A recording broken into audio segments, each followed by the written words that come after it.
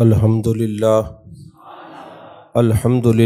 رب العالمین والعاقبۃ للمتقین والصلاة والسلام علی سید الرسل وخاتم الانبیاء والمرسلین وعلی آلہ الطیبین واصحابہ الطاہرین اما بعد فاعوذ باللہ من الشیطان الرجیم بسم اللہ الرحمن الرحیم یا ایہا الذین آمنوا کتب علیکم الصیام کما کتب علی الذین من قبلکم لعلکم تتقون صدق اللہ العظیم وصدق رسولہ النبی الکریم ان اللہ وملائکتہ یصلون علی النبی یا ایہا الذین آمنوا صلوا علیہ وسلموا تسلیما اللہم صلی علی سیدنا و مولانا محمد وعلی آل سیدنا و مولانا محمد وبارک وسلم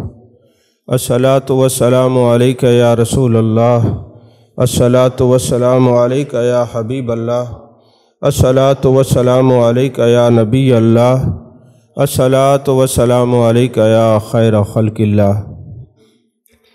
تمام تعریفیں اللہ تبارک و تعالیٰ کے لیے جو خالق کائنات بھی ہے، مالک شجاعت بھی، جو احد بھی ہے، صمد بھی ہے، جس کی شان لم یلد بھی ہے ولم یولد بھی۔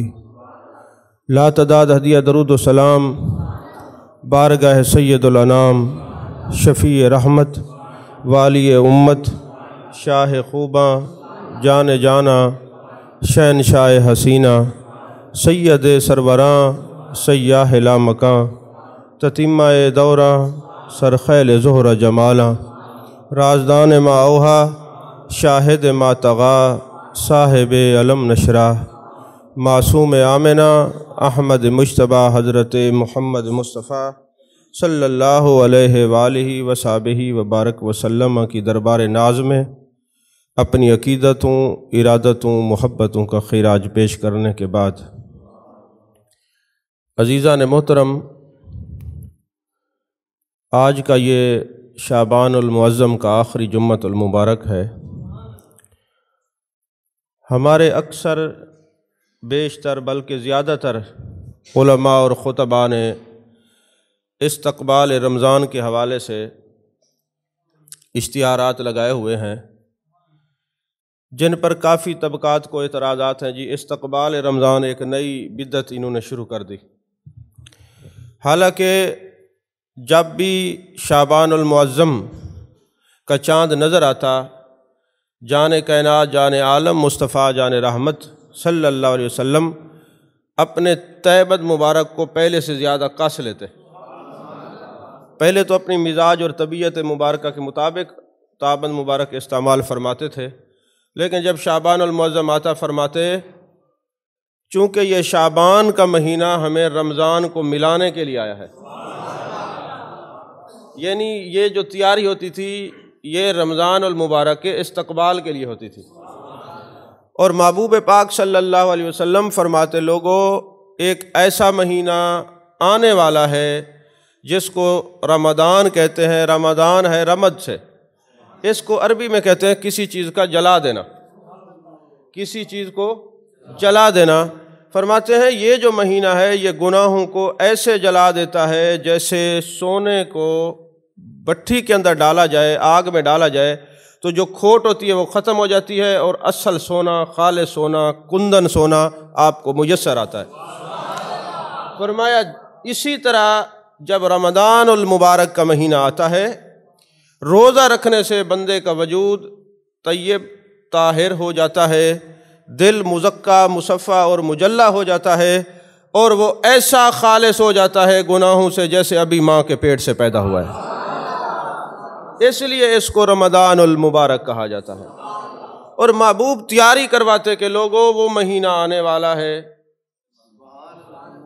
اب یہ استقبال نہیں تو کیا ہے کہ محبوب پہلے ارشاد فرما رہے ہیں وہ مہینہ آنے والا ہے جس میں ہر افطاری میں 10 لاکھ، محبوب فرماتے میری امت میں سے 10 لاکھ لوگوں کو جنتی کر دیا جائے گا، اور پھر فرماتے یہ ایسا برکت والا مہینہ ہے کہ جمعۃ المبارک میں ہر ساعت میں 10 لاکھ آدمیوں کو بخشش کا پروانہ جاری ہوگا اور جنتی کر دیا جائے گا۔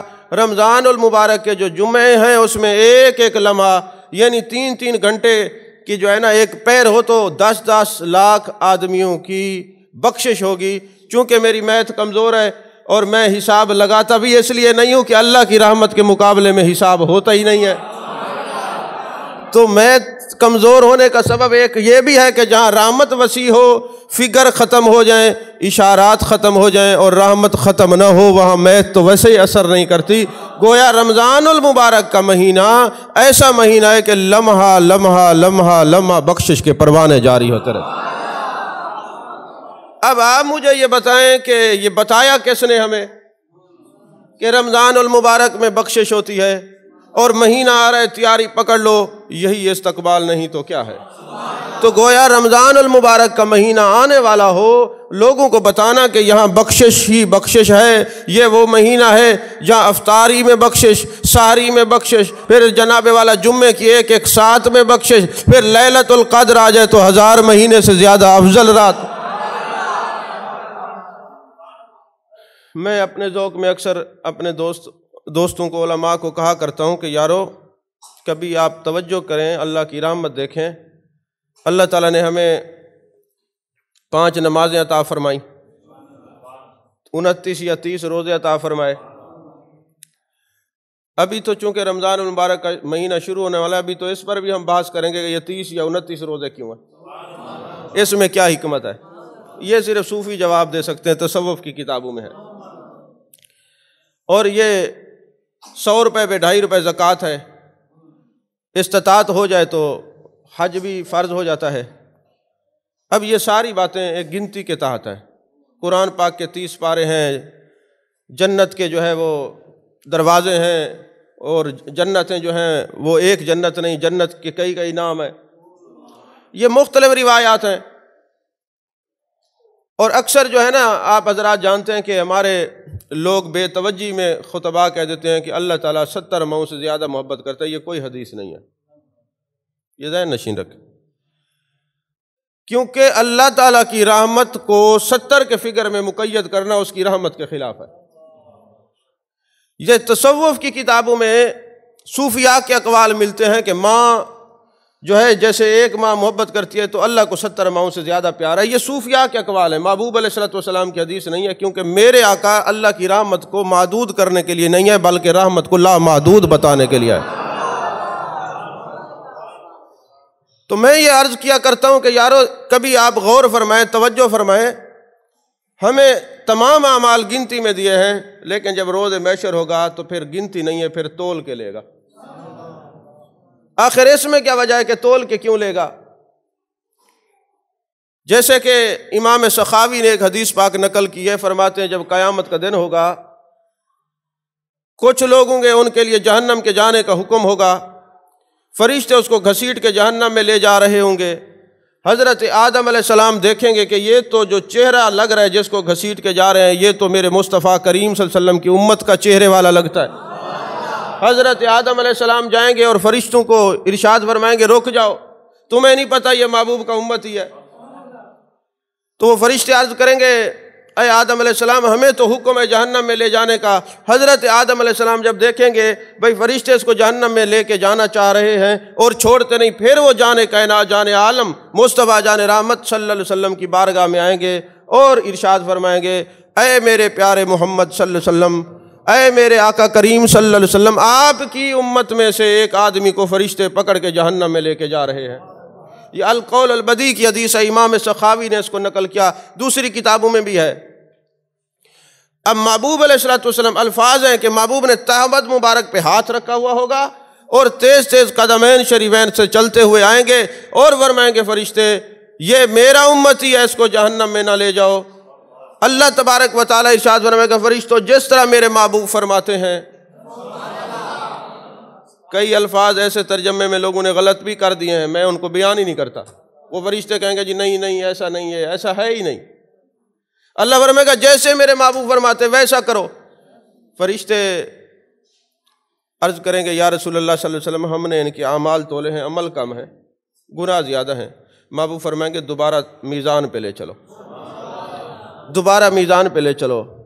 یہاں میں ایک بات کہا کرتا ہوں اپنے ذوق میں، معاذ اللہ فرشتے بھولنے سے پاک ہیں، ڈنڈا مارنے سے پاک ہیں، ڈنڈی مارنے سے پاک ہیں۔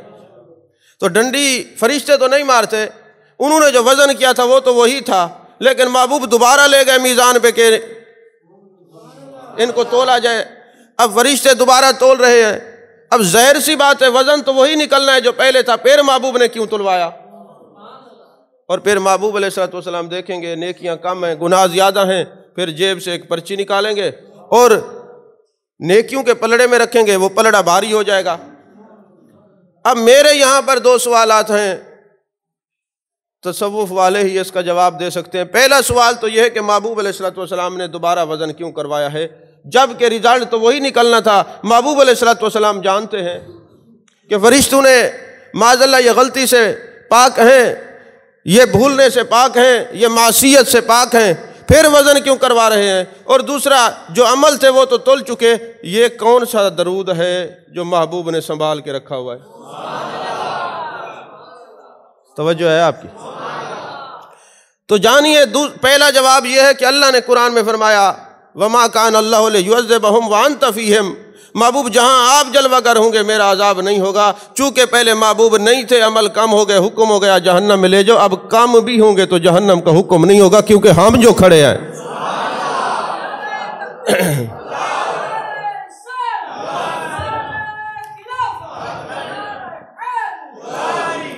چونکہ ہم جو کھڑے ہیں اب حکم نہیں ہوگا، کیونکہ لا تبدیل لکلمات اللہ، ہم جو کہہ دیں وہ کلمات بدلی نہیں ہوتے۔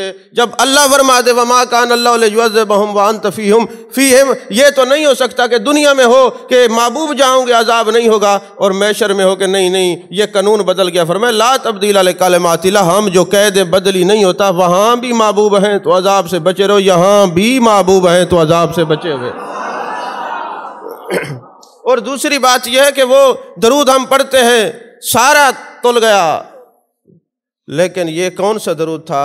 فرمایا جب تم سب سے منہ موڑ کر، سب سے تعلق توڑ کر، اور تم آئے ہو اس لیے کہ جان کائنات، جان عالم مصطفیٰ جان رحمت صلی اللہ علیہ وسلم پر درود پڑھیں، یا تم کہیں اکیلا بیٹھ جاتے ہو، آنکھوں سے آنسو بہاتے ہو اور پھر جان کائنات پہ درود و سلام کے گجرے پیش کرتے ہو، تو محبوب فرماتے ہیں جب تم سب کو چھوڑ کے میرے لیے بیٹھتے ہو، یہ وہ درود ہے میں نے سنبھال کے آج تیرے لیے رکھا ہوا ہے۔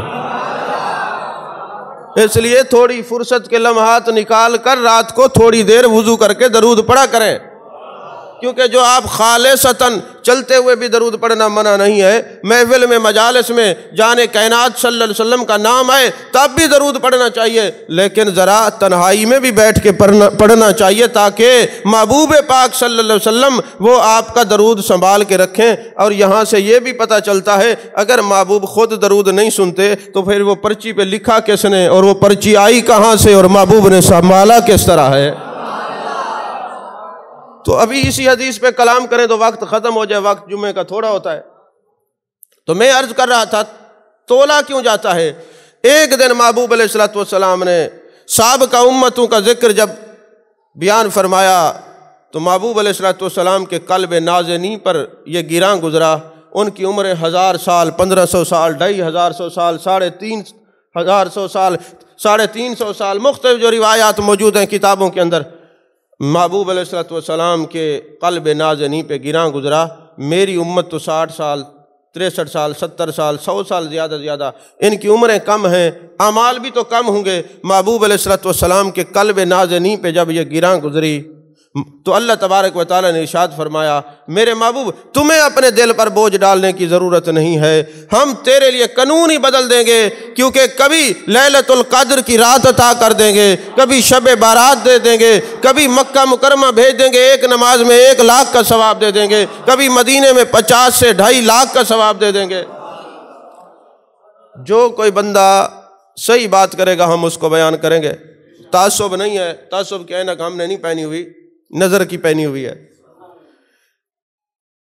دوسرے فریق ملک کے اندر نا مسلک دیوبند کے ایک عالم ہے، ان کا نام ارشاد الحق ہے، ان کی کتاب رسول اللہ صلی اللہ علیہ وسلم کا حج عمرہ، اس میں انہوں نے یہ لکھا کہ مکے جاؤ تو 1 لاکھ کا ثواب ہے، مدینے جاؤ تو 2.5 لاکھ کا ثواب ہے۔ توجہ نہیں فرمائی آپ نے؟ اتنا بھی سنجیدہ ہو کہ تقریر نہ سنا کرو۔ جب سے آپ سنجیدہ ہوئے بد مذہب پیدا ہونا شروع ہو گئے۔ اگر آپ یہ دینی سنجیدگی چھوڑ دیں، غیبت میں سنجیدہ ہو جائے نہیں کرنی، چغلی میں سنجیدہ ہو جائے نہیں کرنی، ہیں جی طنز و مزاح میں سنجیدہ ہو جائے نہیں کرنی، لغویات سے سنجیدہ ہو جائے وہاں تو آپ سنجیدہ نہیں ہوتے، وہاں پہ تو آپ کی زبانیں رکتی نہیں ہیں، اور محبوب کا ذکر آئے، تعریف ہے تو پھر اللہ کا ذکر کرتے ہوئے زبانوں کو لرزہ طاری ہو جاتا ہے، اسی لیے کچھ عرصے کے بعد پھر فالج بھی طاری ہو جاتا ہے۔ اگر یہ زبانیں اللہ اللہ کرتی رہیں تو یہ مرتے دم تک زبان سے کلمہ جاری رہے گا، ختم نہیں ہوگا۔ یہ زبانوں کو جاری رکھنا چاہیے۔ تو محبوب علیہ الصلوۃ والسلام کے غلاموں، اس آدمی نے کیا لکھا کہ مکے جاؤ 1 لاکھ کا ثواب ہے، مدینے جاؤ 2.5 لاکھ کا ثواب ہے۔ اب استدلال اس نے کیا کیا؟ اس نے کہا بات یہ ہے کہ 50,000 کا ثواب تو ہے ترمذی شریف میں ہے، 1,000 نماز کا ثواب بخاری شریف میں ہے، لیکن بخاری اور مسلم کے اندر حدیث پاک ہے، جان کائنات جان عالم مصطفیٰ جان رحمت صلی اللہ علیہ وسلم نے ارشاد فرمایا، اے اللہ اپنے حرم سے میرے حرم کی برکات کو دگنا کر دے۔ کوئی سمجھ نہیں آئی؟ اپنے حرم سے میری حرم کی برکات کو دگنا کر دے۔ اب جس کو یہ یقین ہے جان عالم دعا فرمائے، محبوب جیسے ہی دعا فرمائیں گے درجہ قبولیت تک وہ دعا پہنچ جائے گی۔ جب وہ مدینے میں نماز پڑھے گا تو چونکہ دگنا محبوب نے دعا کی ہے، وہاں 1 پڑھے 1 لاکھ کا ثواب ہے، یہاں 1 پڑھے 2 لاکھ کا ثواب ہے، 50,000 تو ویسے ہی اضافی ہے۔ توجہ نہیں فرمائی آپ نے؟ تو حضور والا فرمایا کہ محبوب ہم آپ کو امت کو وہ راتیں دیں گے، 1 نیکی کرے گا 10 دیں گے، مکے جائے گا تو 1 لاکھ کا ثواب، مدینے جائے گا تو 50,000 کا، یہ ان کے مطابق لے لیں۔ صوفیاء تو کہتے ہیں کہ وہاں تو ثواب ہی ثواب ہے، المدینہ المعلق بالجنہ، مدینہ جنت میں معلق ہے، حدیث پاک ہے، اور جو مدینے جاتا ہے وہ جنت میں رہتا ہے، پھر جنت میں اعمال کی گنتی نہیں ہوتی۔ توجہ نہیں فرمائی آپ؟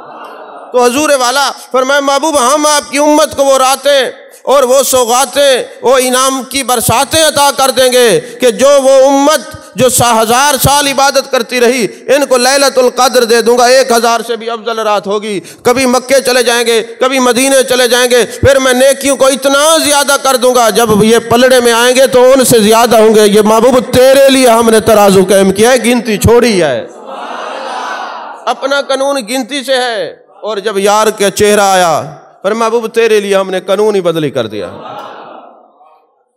عزیزان محترم، اللہ نے فرمایا یا ایھا الذین آمنوا اتقوا اللہ، اے ایمان والو اللہ سے ڈرو، اے ایمان والو اللہ سے ڈرو۔ اب ایمان والوں کو حکم ہے جو نہ ڈرے وہ جانچ لے کہ اس کا ایمان کس درجے کا ہے۔ اللہ نے ڈرنے کا حکم سب کو نہیں دیا، یا ایھا الناس نہیں فرمایا، فرمایا یا ایھا الذین آمنوا کتب علیکم الصیام، اے ایمان والو تم پر روزے فرض کیے گئے ہیں۔ اب کسی کے ذہن میں بات ہے کہ پتہ نہیں اس امت میں روزے فرض ہوئے ہیں، پہلے نہیں تھے، تو اللہ نے خود ہی جواب دے دیا کہ تم پر نہیں ہے، تم سے سابقہ امتوں پر بھی فرض ہیں۔ اب ایام بیض کے روزے حضرت آدم علیہ السلام رکھتے تھے، عاشورے کے روزے بنی اسرائیل رکھتی تھی، اور مختلف امتوں میں یہ روزے رہے ہیں۔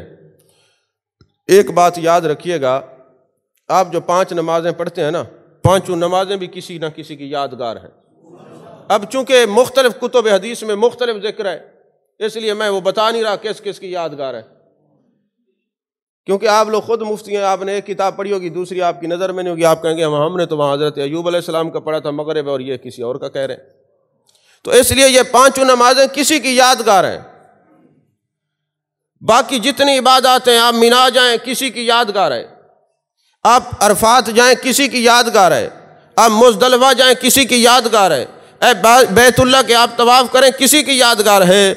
اگر میرے محبوب کی اپنی عبادت ہے جو آپ نے کی ہے اور جس کو پسند فرمائے، وہ روزے ہیں۔ محبوب علیہ الصلوۃ والسلام، آپ جانتے ہیں نا، ایک تو مسئلہ یہ ہے، وہ ہے نا ایک شعر ہے کہ خاصاں دی گل عام آگے نہیں مناسب کرنی۔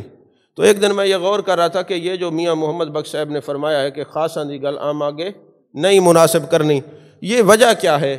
تو فوراً میرے ذہن میں ایک نقطہ آیا کہ جب کفار نے پوچھا نا یا رسول اللہ صلی اللہ علیہ وسلم اپنا شجرہ تو بتائیں، اپنے بارے میں بتائیں تو صحیح، آپ ہیں کیا، آپ بتائیں تو صحیح۔ آپ نے فرمایا قل انما انا بشر مثلکم۔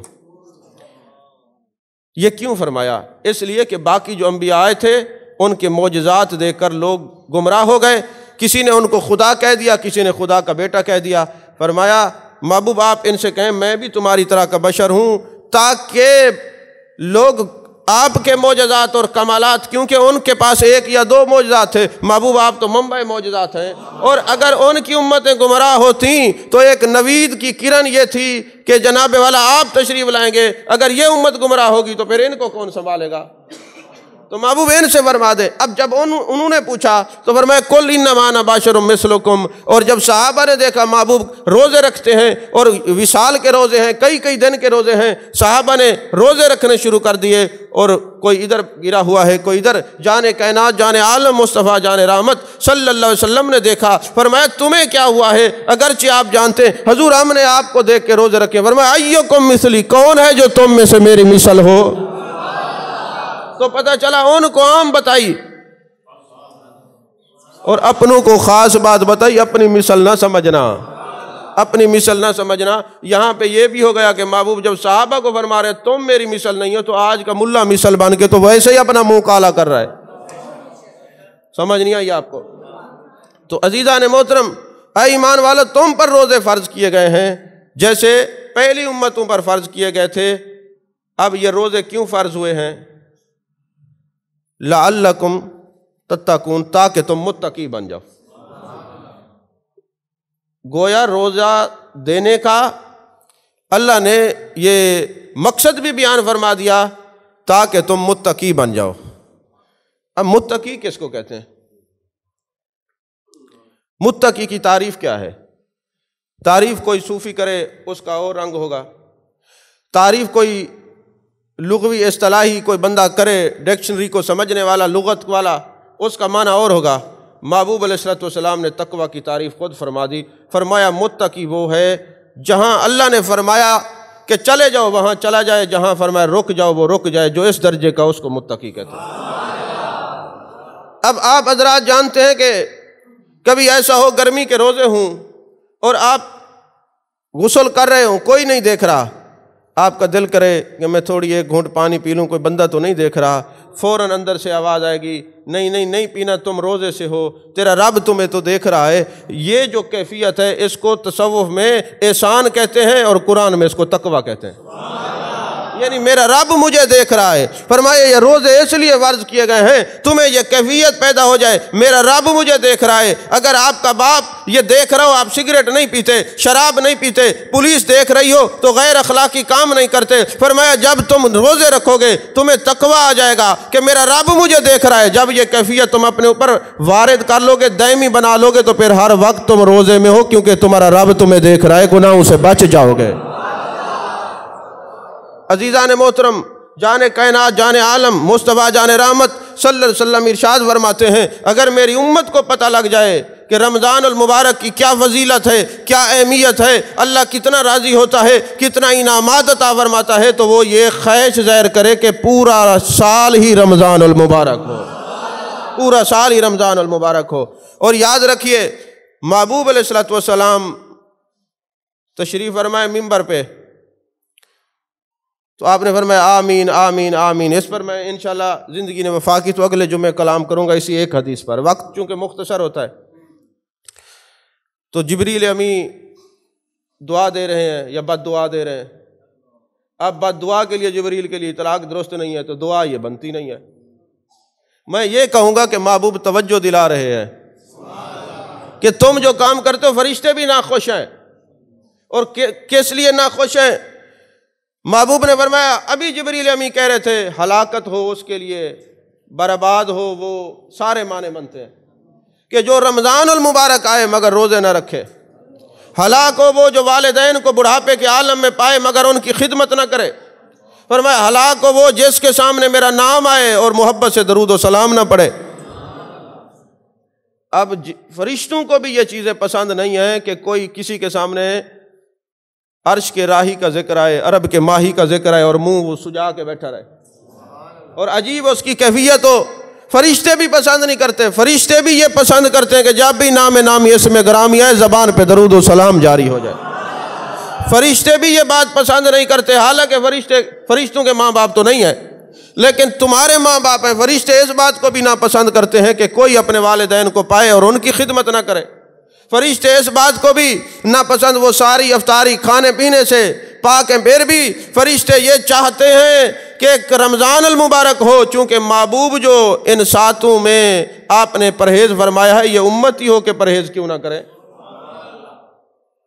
تو اب یہ جناب والا محبوب علیہ السلام نے فرمایا، جبریل نے یہ کہا اور ہم نے آمین کہا، گویا محبوب بھی یہی چاہتے ہیں کہ درود بھی پڑھا جائے، روزے بھی رکھے جائیں، والدین کی خدمت بھی کی جائے، کیونکہ فرش پر محبوب کی رضا یہ ہے اور عرش پہ فرشتوں کی منشا یہی ہے کہ جو محبوب فرما دیں وہ امتی کرنا شروع ہو جائے۔ میرے آقا کریم صلی اللہ علیہ وسلم نے فرمایا، جب رمضان المبارک کا چاند نظر آئے اور کوئی رمضان المبارک کے چاند کو دیکھ کر اللہ کا شکر ادا کرے اور پھر 7 مرتبہ سورہ فاتحہ پڑھ کر اپنی آنکھوں پہ لگائے تو پورا مہینہ اس پر آنکھ خراب نہیں ہوگی۔ اچھا، یہاں پہ آپ کو میں یہ بھی توجہ کروا دوں کہ محبوب علیہ السلام نے فرمایا پورا مہینہ آنکھ خراب نہ ہوگی، ایک روایت ہے پورا سال خراب نہ ہوگی، ایک روایت ہے کبھی خراب نہیں ہوگی، لیکن محبوب نے کیوں فرمایا آنکھ خراب نہیں ہوگی؟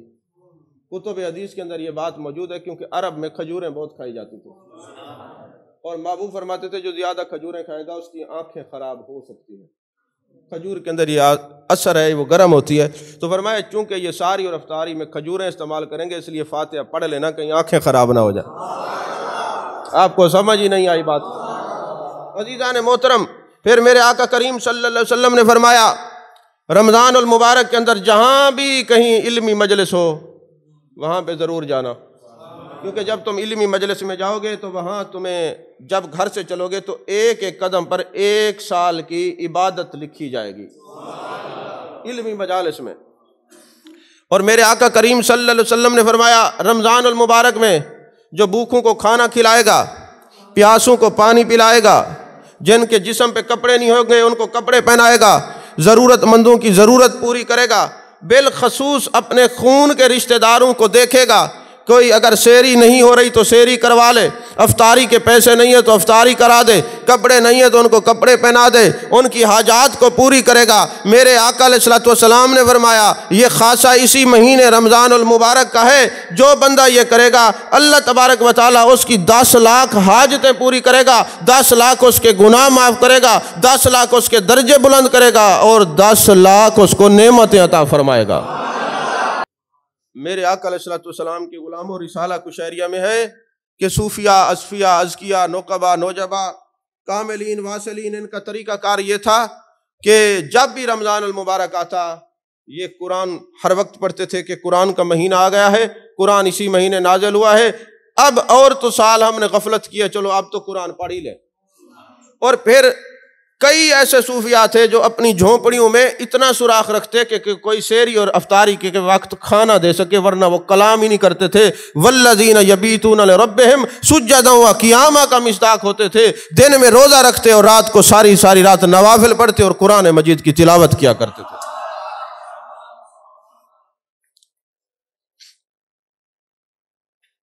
پرانی جو